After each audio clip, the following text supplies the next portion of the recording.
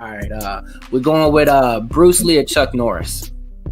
I'll probably go Chuck Norris. Heard some small stories about Bruce Lee, not like just only doing like other stuff, but Chuck Norris actually going in the tournaments and actually fighting. So Chuck Norris. The feeling of seeing like a body just like drop cold in the mat, it's beautiful.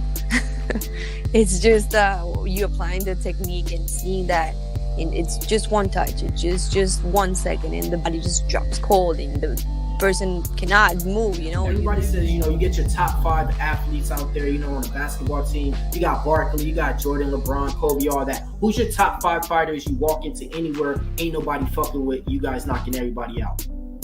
Shit, I got Francis Ngannou. I got Izzy. Okay. I got Demetrius Johnson, and I got Kamar Usman. Oh, I got one more.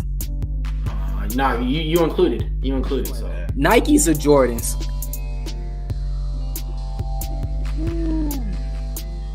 I go with Jordans all day. I'm rocking some right now, bro. What you got on? Let's see real quick, man. You got the 13s on? What you got, bro? Man? Let's see. He walking into the gym. Retro 5. OG, white cement. Take us into the locker room with you. So when you're walking out of there and your name's being announced, what's going through your mind? Are you?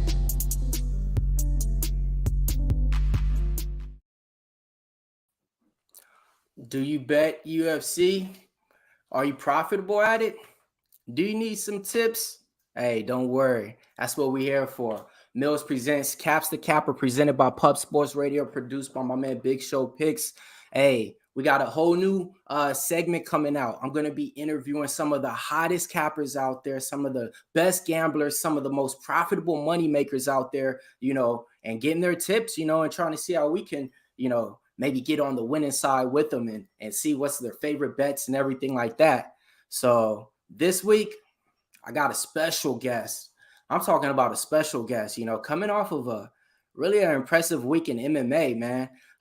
He's won over $600,000 as of last week. His bets was just featured on, I think it was the winning bets of the week of the MMA Hour with Ariel Helwani and everything like that. So we got somebody backstage, goes by the name of Shay Handicapping. We're gonna bring him on stage, but as an anonymous, okay? He can't show his face right now. I mean, when you're killing the books like this, it's like winning the lottery, man. Everybody wants to know who's that? Who's that? Everybody got their hands out, so can't show his face on screen, but we got him backstage and we got him on screen. Shay, how's it going? Not bad. Not too bad. Not too bad. I mean, god dang, if that's not too bad, man, I wait to see how you feel when you're feeling good. Yeah, listen, most gamblers probably try to keep the highs and lows in check, but yeah, coming off a good weekend, profitable weekend, so can't complain. Can't complain. So let's go ahead and talk a little bit about your history of sports gambling and stuff. I want you to tell the people how long you actually start sports betting and what made you start sports betting. I think as most sports gamblers who start out, I was just a sports fan, an avid sports fan. I've never done anything else. My first wager was actually I split it with someone else. I didn't have an account. It was like a 14-team MLB parlay, and got lucky, hit it. Naturally, I thought let's do one of these every day. Of course, I tried like the next 30 days in a row. It didn't work out, but I was still left with that high, and I started getting into it gradually, and eventually it became a full-time profession. Full time. Okay, so that brings me up to my second question. So pretty much how you do this full time? Yes. Mm-hmm. Got it. And when you had that luxury of to just kick back and do it full time, do you remember that first feeling, how it felt to not work that next day? Honestly, no. I mean, to me, this is work. It's a lot of crunching numbers, a lot of shopping around for lines, going through a lot of film, a lot of information. It's right now it's actually slower season. There's NBA's winding down, college basketball is over, NFL and college football hasn't started yet, and MMA is just once a week. So I kind of get to it's actually downtime right now, but when it's busy season, it's busy. Okay, so busy season. So are you a volume better, or do you just like to hammer certain sharp spots that you like to attack? It really depends on the sport. That's actually why MMA is definitely my favorite sport to gamble on and to watch, because it's one of the few remaining untapped sports where the sharps really haven't gotten in on it yet. Every other sport, for the most part, like back in the day, there were a lot of these, and I used to fall into those pitfalls myself. A lot of these handicappers or analysts that are like, oh man, if the Jets run the ball, they got a real advantage if they run it off the right side. Those guys, as you do some research, you realize those guys don't really win. There's a reason why these guys on TV that know a lot more about certain sports than most pro bettors do won't be able to win. In most sports, it's all about shopping for the best numbers, getting the best end of the line. And to get that, you either have to manipulate the market or you have to predict where the market's going. And then once the market moves in your favor, you always have the option of buying back, trying to middle a line, or riding your initial position. But for the most part, there are some exceptions, like, for example, correlated parlays on a baseball game, for example, where you're betting where one bet helps the other bet. If team A wins, it'll likely be a low-scoring game or something to that extent. But as far as straight wagers go, especially with the lines as tight as they are today, the free market just polices itself. There's so much action coming in on all sides. The lines are really tight. Like on an NFL game, to originate your own position and just beat the lines, like you can spend hours breaking down tape of, hey, we're going to run down the right side. That's where their defense has a hole, and our offensive line on the right side is graded very high. And then an offensive lineman is out. Now, what do I do? What value does that have? Or even worse, you're handicapping a game and someone picks off that number. Some sharp just steals that 7.5 and you're left with sevens. It's for the most part, there aren't many sharps out there anymore that are actually breaking down Jets, Patriots, and actually putting real money on what the outcome is going to be based off that. With MMA, since it's not there are just no mathematical equations.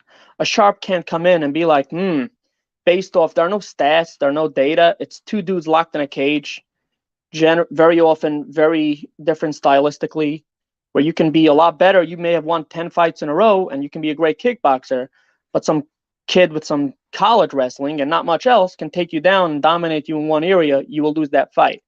It's also just two dudes in a cage. There aren't 25 players on the field, where you need to Less variables. where you need a place of value. Like most sharps, each player has a value to a spread, and to a total. There are just so many variables, so you just got to get the best end of the line as often as you can, and as long as you're beating the closing line, you'll generally turn a profit. Let me ask you, because I hear this a lot. Some people get scared off of a bet. If the number or the points change in the opposite favor. Like let's just say you bet a team that you got that was minus 3.5. Then all of a sudden the line changes in the next 2 days and it goes to in favor of the opposite bet. Do you ever actually pay a lot of attention to that and feel, oh, I made the wrong bet? Or do you still feel just as confident in your bet as you made it before? No, absolutely. Aside for MMA, as we just discussed, but in these other sports where it's a numbers game, we're starting off at a disadvantage. The book has the advantage with the VIG. Whether you're getting 5-cent lines or 10-cent lines, you're behind the 8 ball. In order to get around that, you have to either predict where the line is going to go and beat the closing line, or manipulate the number by actually betting some sites where you were limited at, and or areas where you're respected by the books, where they will move the market where you want it to go, and then you take the other side elsewhere. But if that line is moving against you, that'll likely be either due to an injury or some sharp money coming in on the other side.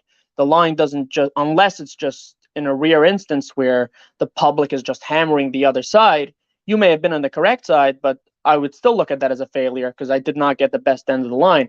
Had I waited, had I predicted properly where that line would go, I'd be sitting with a 4.5 as opposed to 3.5 right now.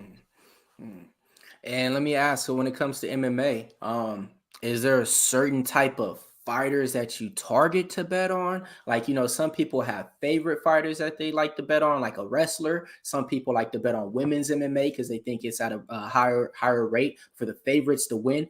You have some predictors and cappers out there that won't bet anything but a dog, and good luck with them. But so like, how do you actually attack MMA? Well, as far as MMA goes, like I said, it is a little looser since you can actually have more control over how you think the fight is going to go. When I say control, you can actually predict. That instead of if you recognize either via film or you have some information from a coach or a fighter, which I speak to coaches and fighters all the time, it's all about a matchup edge, or a path to victory. So you can be better everywhere, but if you have, for example, a dog with a path to victory that the favorite can't stop. So let's take it's all about the matchup. So let's say when Jan Blachowicz fights Adesanya. So you're looking at a larger dude with decent entries, and you're looking at someone in Izzy who likely will not be able to get up if he does get taken down. That's just a stylistic nightmare for Adesanya. You'll take that same fighter, Blachowicz, and then he'll go up against Glover, who we can't take down, who's a bit of a better grappler. Now, suddenly, Blachowicz's deficiencies in speed and his defensive deficiencies, suddenly he's at a disadvantage. For the most part, in the other sports, the better team will win. Now, obviously, there's luck involved. There's fluctuations. It can be a hockey game, and you just won 3-2, but you got 22 shots on goal. They had 42 chances. They just bounced a couple off the post. The goalie made some better saves. But over the long run, the better team will win. In MMA, it's about identifying stylistic mismatches.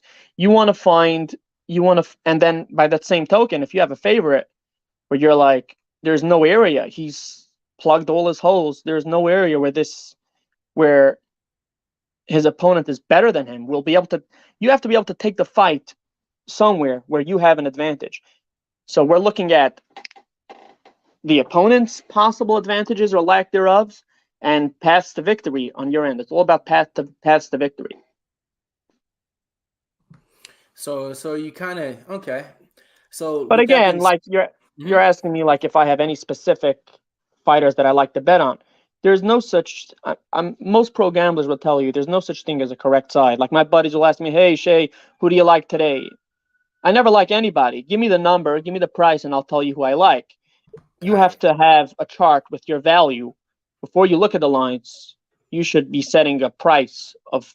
I may look at the film or get some information and be like, "Damn, Yoel Romero should be a favorite over Melvin. I really love him today." And then I look at the line and it's let's say Romero is minus 300, and I'll be like, at minus 300, I don't like him at all. I had that line set at 225. I may think there's value on Melvin. It's all about the price.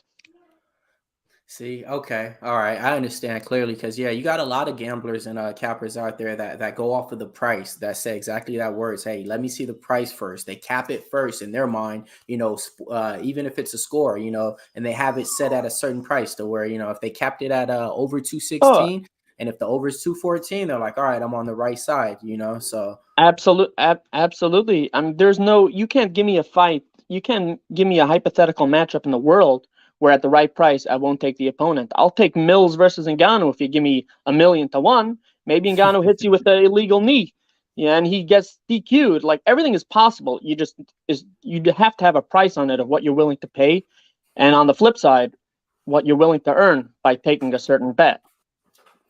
Man, you just hit it on the head. Speaking of that, I mean, we just ran into that situation. I mean, it's talking about getting hit with the illegal knee. It wasn't an illegal knee, but it was a legal blow. So let's talk about it, man. Last week, you had a lot of people out there that had this guy named Dean Barry all in their parlays at a -700, -800, -1,000, and they're parlaying them to add a few dollars onto them. Nah, not Shay, though. He did something different. I mean, he did something way different. I mean, yes, you have some people that say they bet on Mike Jackson, but the amount that he bet on Mike Jackson, I need to know, what did you see in that fight, and how did you know that? Yes, like, because the amount that you bet on Mike Jackson is a confident bet. It wasn't just a sprinkle. So, like, let's talk about that Mike Jackson bet, and what made you even approach it like? Sure. Before we touch on that, I'd like to briefly, you just mentioned something about people putting Barry in the parlays. That's one rule that I feel a lot of gamblers fall into, even really good gamblers fall into this pitfall. You should never parlay something that you wouldn't bet straight. You just shouldn't, because the math over the long run will catch up to you. If -1100 is not good enough value for you to take straight up, do not put into a 3-team parlay, because what happens is you'll win the first 2 legs.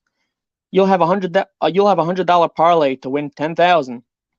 Once those first 2 legs hit, that money's in your pocket. You're essentially putting your initial wager plus the 2 wins that you accumulated. You're now putting it all on Dean Barry -1100. And I don't know about you, but when I looked at that fight, like, it jumped off the page. I mean, I look at a lot of film. Dean Barry ain't that good. He shouldn't be 1,200 versus many people at all. And Mike Jackson isn't very good either, but he did have a significant size advantage.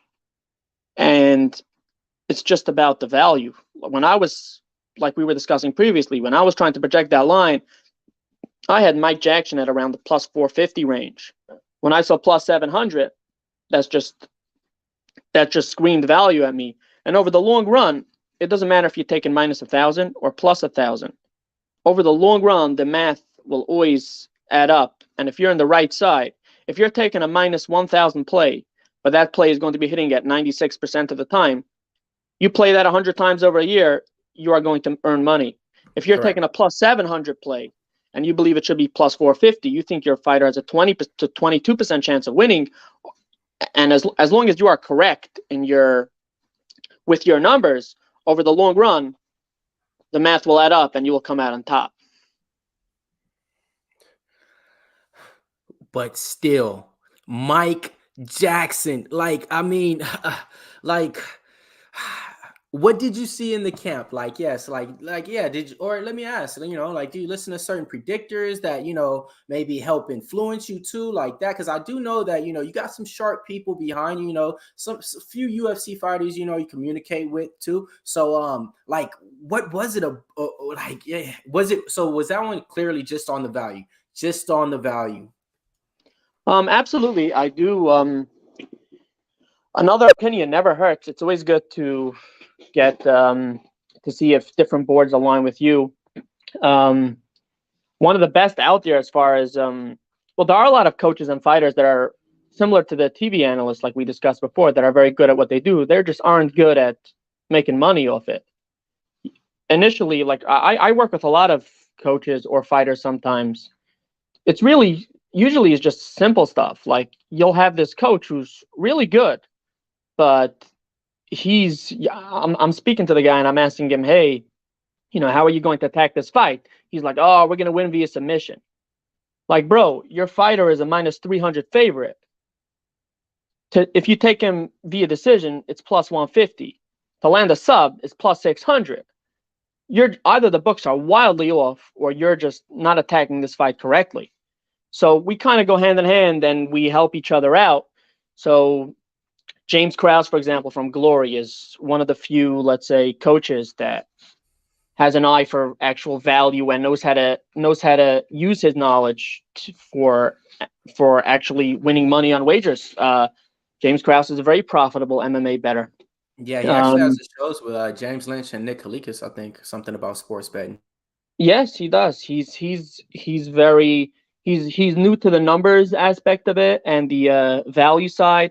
He's just, to put it simply, he's just very good at what he does, and he's very good at pinpointing mismatches, and obviously he's got a lot of information. All the coaches speak, fighters speak. Someone's hurt, a little injury, a bad weight cut, everything adds up.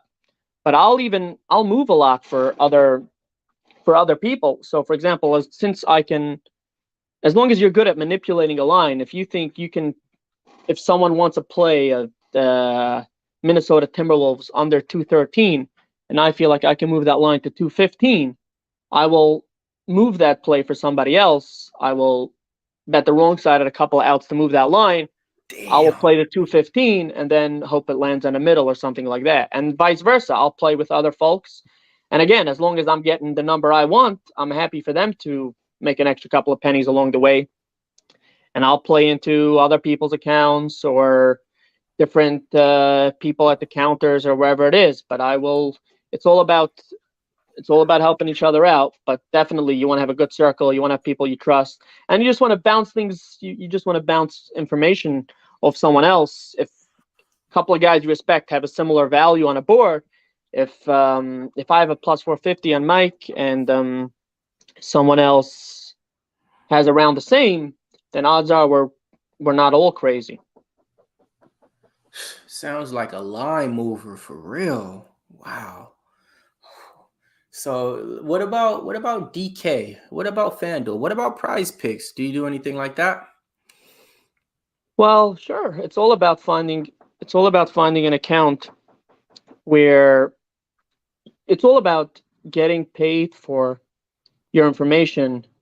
When you're playing a wager, especially if you're deemed sharp,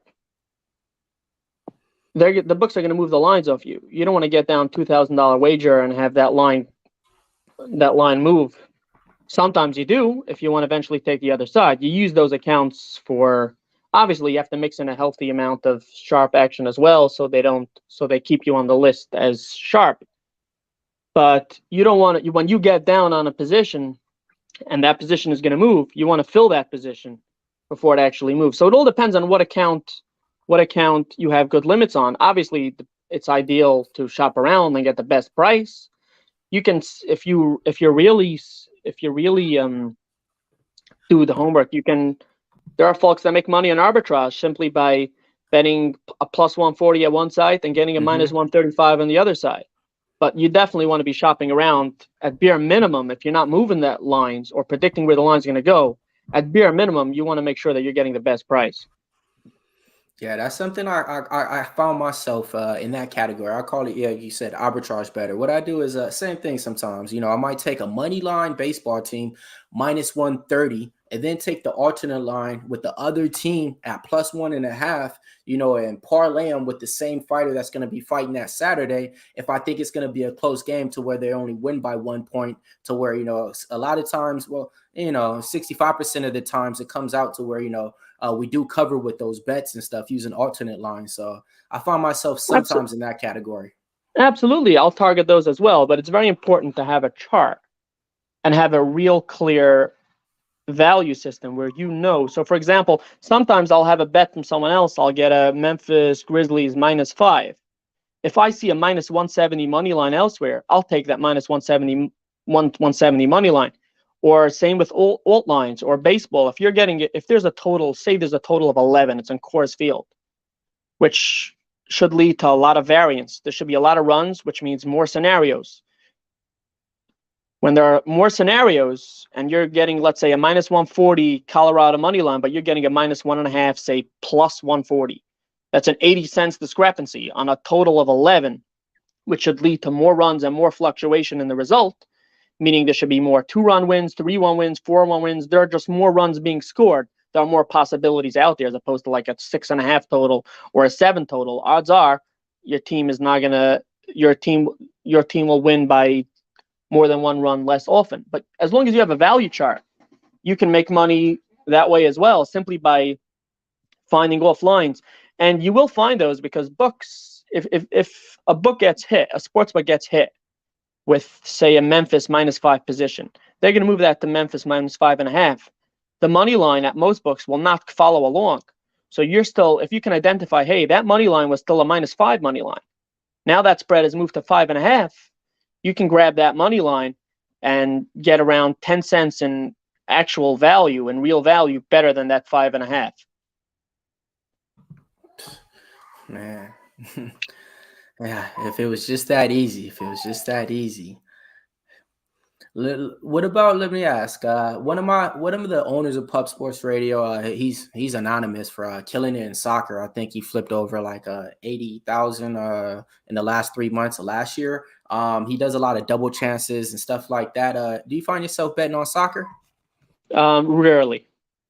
Got it. Okay. There are okay. some, if I'm betting on soccer, it's probably not a legitimate wager. It's probably based off some information, where something's going on. Got it. All right, so the Mike Jackson bet, that smacked. I mean, do you want to tell the people out? Is it okay if we talk about the numbers that you won and everything on these last bets? Sure. All right, man. My man put down 15,000 on Mike Jackson at +700, cleared 120 racks. Then he parlayed Mike Jackson +700. Now, let me ask, well, this makes sense. He said never parlay a -1,000 that you wouldn't bet by itself. I'm pretty sure I would bet Cyborg -1,000 by itself. So he parlayed that with Cyborg and Bellator. 15,000, turn that to 132,000. This last bet right here, what was the other one on there? I couldn't really see this one. Was this one another parlay that made 176,000? 176,000, I believe, was straight. It was a straight wager. I believe it was for, I don't have it in front of me. I believe it was for 18.5. Okay. And then there was 22 in a parlay with Prachnio Linz to go the distance at +145, with Mike Jackson +700 that paid around 200 and change. I mean, those are the wins. Of course, you take losses above that road and everything like that. But is that one of your most profitable tickets or profitable weekends since you've been doing sports betting? As far as underdogs go, for what I risked and what I won, yes. Overall profitable weekends, no. I'll have a lot more on a favorite or a pick'em fight or something like that, or other sports as well. But as far as straight up underdog, the largest dog I ever hit was a prop, was Holly Holm via KO over Ronda. But that was but as far as straight wager, straight underdog, I'm pretty sure this was the largest dog I've cashed in the UFC. In boxing, it was Ruiz when he was like when he was +1,700, I believe, versus Joshua. Damn. Okay. And see, look, this is what I like, man. Because I'll be honest, man. I just got introduced to him after I seen that he won on the MMA Hour. Looked through his profile and everything, and it makes me feel a little bit better about myself. We had some of the same bets going down the line, man. I looked at the Super Bowl. I had Bengals money line in the over. We didn't get there though. I looked at the Aljamain Sterling. Aljamain Sterling wins by decision +700. I had the same thing. I had him as my underdog too. So, I feel a little bit better, seeing some of your bets and seeing like, man, I had that same bet. I had that same bet. Of course, not that amount, but, just knowing like, all right, we actually had some of the same exact similar bets and stuff like that. What's one of the, let's say, what's the biggest rule for sports bettors out there? Rule? Rule. What would you say like the rule. biggest rule? Yeah, rule number one, like the biggest rule. The biggest rule. Or even your biggest rule, because I'll say that, because like gambling has its own rules, but like yours, because we're capping you. Well, so like, what's your number one? So at different stages along the way, as you progress, there are different potential pitfalls and I guess rules. Early on, it's probably chasing. folks that chase their wagers. So if you're a chaser, you can hit 65% of your wagers. But if you're not cashing out and then you lose and you get frustrated, you may have gone 10-4. But if one of those 4 came at the end and you're chasing number 3, your bankroll is gone. Then after that, when you actually start being profitable, it's probably bankroll management, which is similar to chasing, but you don't want to be betting more than you can afford to lose. If you're a profitable bettor, the math will always add up. Eventually, you will come out on top. The only way you won't is if you're betting more than you can afford and a bad weekend wipes out your bankroll. And then as you progress further along the tree, it's probably numbers. You want to make sure that you get the best number possible. You get the best end of the line. Getting the best end of the line, especially with sports that are just so hard to handicap. Like to handicap an NFL game is just brutal. The lines are so tight. You need to get the best end of the line. If it's closing at plus 6.5, and you bet plus 5.5, over the long run, the math is just against you. It's not going to. You want to make sure you want to check the closing lines. You want to check what you're betting. If on average you're not beating the closing lines and you're winning, you're probably getting lucky. You want to fix something. Got it. These are just gonna be rapid questions real quick. What's the stupidest thing you've done after losing a bet? The stupidest thing I've done after losing a bet, placing another bet.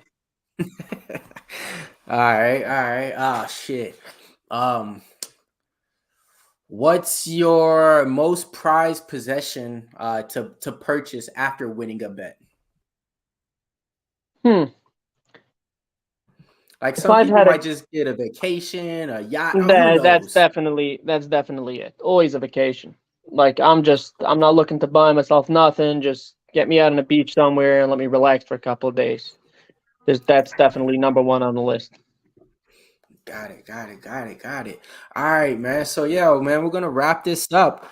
Before we do, you got anything you want to let the people know? Any stories like that or anything before we go? Anywhere that they can reach you at? If you sell some picks or you do anything or you have your own thing going on, anything right now you want to let the people know?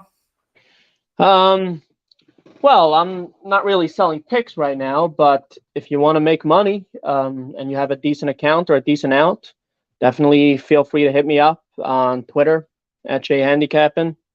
If you're placing wagers and you're looking to move wagers, maybe you want to get better prices for the plays that you're taking, you can hit me up as well.